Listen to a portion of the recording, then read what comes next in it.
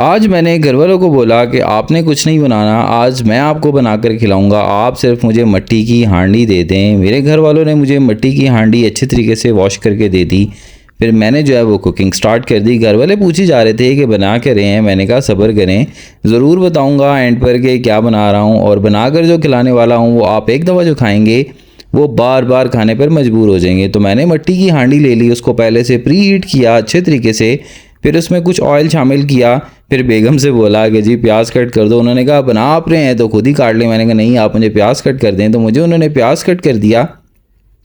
Slice में प्याज cut किया, तकरीबन 2 अदद प्याज से उन्होंने मुझे मीडियम साइज़ में कट करके दे दिए। अब मैंने प्याज को ब्राउन करना शुरू कर दिया।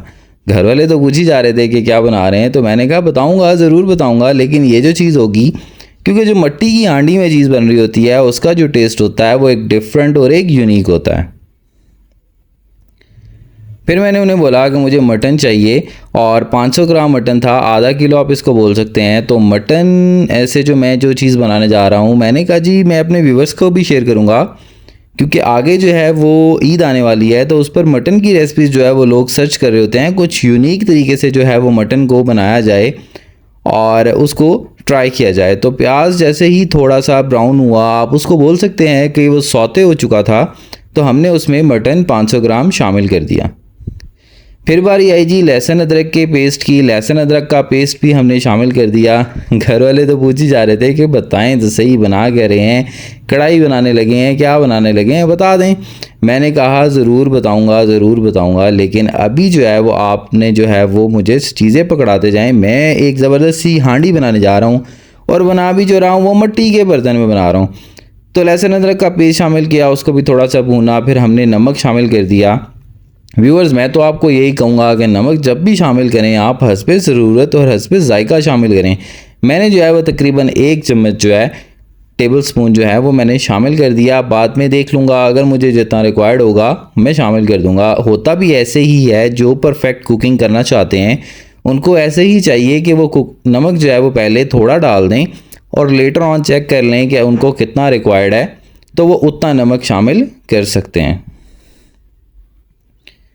अब व्यूवर्स, बात आई थी कि हमने मटन तो हांडी में शामिल कर दिया था। मटन की बनाई भी बहुत ज़रूरी थी। मिट्टी की हांडी में जो चीज़ बनानी होती है उसके लिए पेशेंस बहुत चाहिए, क्योंकि नॉर्मली जो हम दूसरी हांडियाँ यूज़ कर रहे होते हैं उसमें जल्दी बन जाता है। तो खैर एनीवेज़, घर वाले तो पूछ ही रहे थे। मैंने कहा जी बता दूंगा क्या बना रहा हूँ। तो हमने 1 चम्मच लाल मिर्च का शामिल कर दिया, आधी चम्मच जो है वो हमने इसमें हल्दी की शामिल कर दी। उसके बाद सूखा धनिया भी शामिल करना था, 1 चम्मच जो है वो भर के हमने इसमें सूखे धनिए का भी शामिल कर दिया। टेबल स्पून यूज़ कर रहा हूँ, जो टी स्पून से थोड़ा बड़ा चम्मच होता है टेबल स्पून, वो यूज़ कर रहा हूँ। तो व्यूवर्स, हांडी बहुत ज़बरदस्त बन रही है। मैंने कहा व्यूवर्स को लाजमी शेयर करूँगा, क्योंकि आगे आ रही है ईद, और उस पर जो है वो लोगों ने जो है वो मेरे व्यूवर्स ने जो है वो मटन या बीफ से रिलेटेड ही हांडियाँ देखनी है कि जी वो क्या एक डिफरेंट और क्या यूनिक ट्राई कर सकते हैं।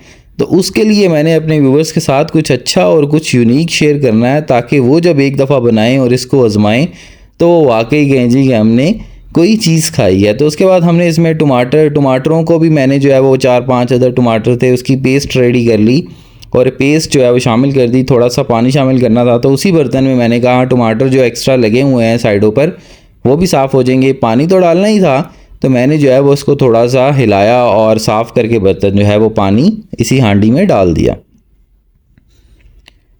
व्यूअर्स, चीज़ें हम साथ साथ डाली जा रहे हैं। मैं आपको बताता चलूँ, जो चीज़ हम बना रहे हैं इसमें जो है वो बुनाई बहुत ज़रूरी होती है, क्योंकि हमने मटन को गलाना भी है। बेसिकली जो मोस्ट इम्पॉर्टेंट चीज़ होती है वो गलाना होती है। तो घर वाले भी यही पूछ रहे थे कि ये गोश्त तो कच्चा रह जाएगा, तो आप क्या करेंगे, गोश्त कच्चा रह जाएगा, खाया नहीं जाएगा। मैंने कहा नहीं, गोश्त कच्चा भी नहीं रहेगा और बिल्कुल टेंडर होगा।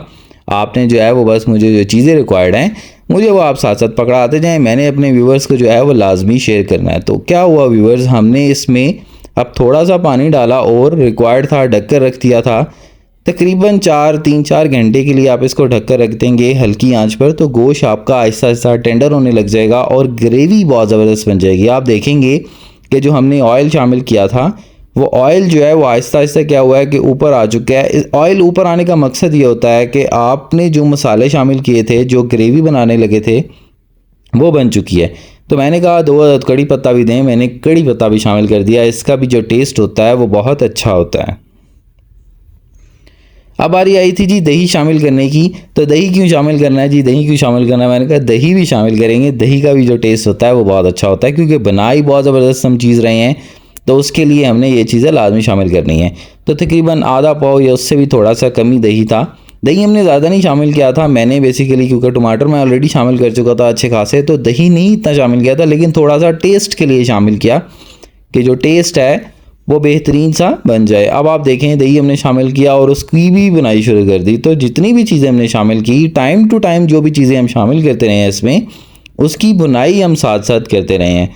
तो जो भी चीज़ आप बना रहे हो वो इसी तरीके से आप उसकी बुनाई अगर करेंगे तो उसमें जो आपकी कुकिंग में जो है वो निखार आने लग जाएगा, आपकी कुकिंग जो है वो परफेक्ट होने लग जाएगी। देखें हमने क्या है गोश्त को भी टेंडर कर लिया था थोड़ा सा, और हमने जो है वो अब इसमें आलू शामिल करने हैं। आलू हम पहले भी शामिल कर सकते थे लेकिन नहीं किए, उसकी रीज़न ये थी कि आलू बहुत ज़्यादा गल जाएंगे।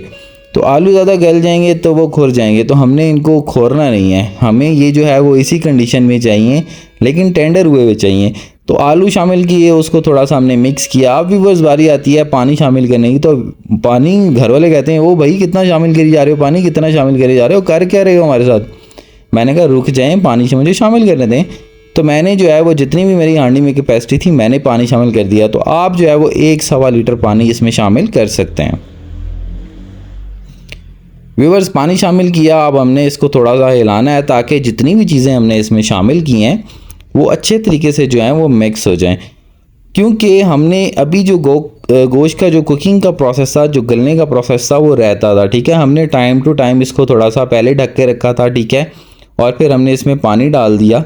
और पानी डालने के बाद हमने इसमें मिर्चें भी शामिल कर दी। मिर्चें जो है वो 4-5 अदद हरी मिर्चें शामिल कर दी, ये भी बहुत अच्छा टेस्ट होता है इसका। अब हम इसको फाइनली ढक के रखेंगे और 2-3 घंटे के लिए इसको हल्की आंच पर छोड़ेंगे।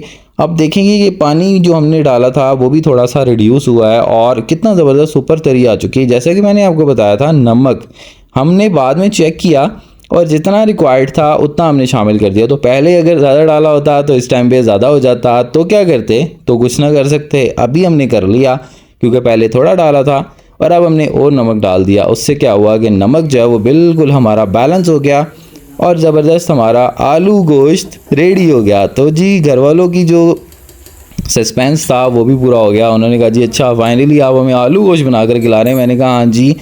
इसमें मैंने जो है वो गरम मसाला भी शामिल कर दिया। गरम मसाले का भी जो टेस्ट होता है वो अच्छा होता है। इस पॉइंट पर शामिल किया है क्योंकि जो हांडी होती है अगर आप पहले शामिल कर देंगे तो गरम मसाला जो होता है वो थोड़ा सा ब्लैक कर देता है हांडी को, ठीक है। हांडी को मीन्स जो आप चीज़ बना रहे हैं, ठीक है। तो इस पर थोड़ा सा मैंने धनिया भी डाला। धनिया जो होता है वो किसी भी हांडी की शान होती है और इसका भी बहुत अच्छा टेस्ट और फ्लेवर होता है। तो viewers thank you so much for watching Sonail's kitchen. ये आलू गोश्त लाजमी ट्राई कीजिएगा और मुझे अपना फीडबैक लाजमी दीजिएगा। Thank you so much for watching Sonail's kitchen. अल्लाह हाफिज़।